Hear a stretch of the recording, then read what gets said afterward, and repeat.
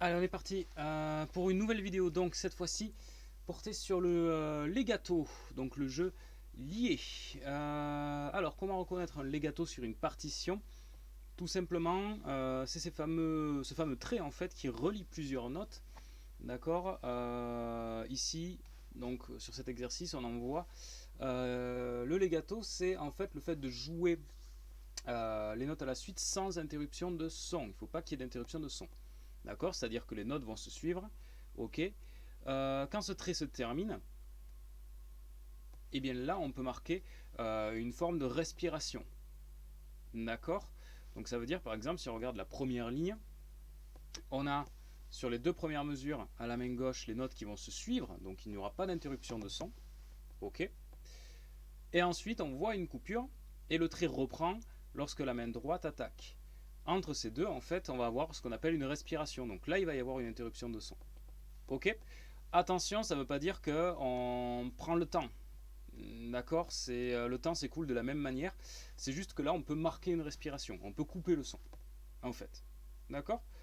Donc, tout simplement, je vais vous faire un exemple. Donc, ce morceau, donc le premier s'adresse donc au niveau assez débutant. Ok, donc là on a un enchaînement entre main gauche et main droite. Le deuxième morceau, lui, s'adresse un peu plus à ceux qui sont plus à l'aise avec les mains ensemble, d'accord. Mais rien n'empêche de le travailler aussi mains séparées, pour ceux qui ne sont pas encore à l'aise mains ensemble. Ça marche. Donc je vais vous jouer ce premier exercice pour que vous ayez un aperçu de ce qu'est le legato et de ce que doit donner aussi ces fameuses respirations entre les parties liées. Allez, c'est parti, je vais jouer assez lentement. D'accord.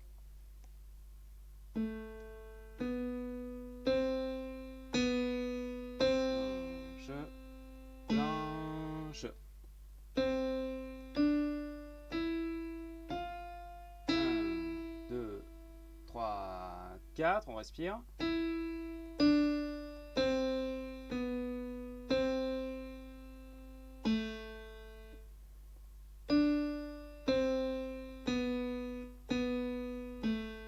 2, 3, 4.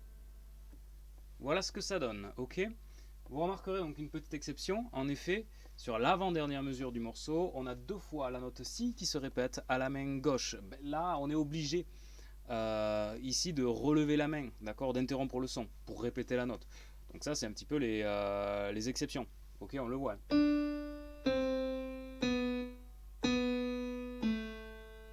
Ok. Donc voilà ce que ça donne.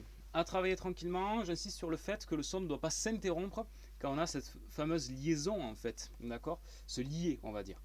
Par contre, entre, il y a cette respiration, ok. Mais vous avez remarqué que je n'ai pas pris de temps, je n'ai pas rajouté le temps, d'accord. Le deuxième morceau, donc lui, par contre, est mains, mains ensemble. Donc ici, on a affaire à un morceau pour les niveaux un petit peu plus avancés. Même principe, on a nos fameux traits legato, donc attention à bien respecter le son en continu lorsqu'on a le legato. On a nos respirations entre, d'accord. Donc dès que le legato se termine, avant d'en reprendre un autre, hop, une petite respiration. Ok. Donc pareil, je vais vous jouer le morceau que vous pourrez travailler. Et pareil, ceux qui ne se sentent pas encore de l'attaquer main ensemble peuvent commencer à le regarder main séparée. Il n'y a aucun souci. Allez, donc toujours, on tourne autour du dos du milieu.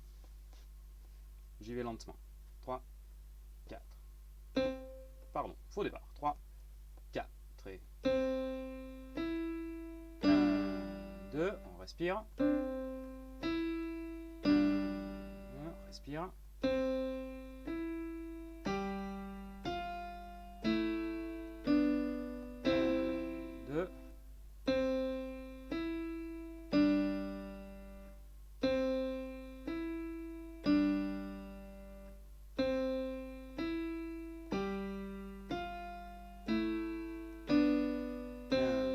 2, 3, 4. Alors, petite précision sur la fin du morceau où on a deux dos qui sont joués, c'est le même, c'est le do du milieu, joué main droite et main gauche. Il y en a un entre parenthèses, au choix en fait. Moi j'ai décidé de terminer main droite, si vous terminez main gauche, il n'y a pas vraiment de souci là-dessus.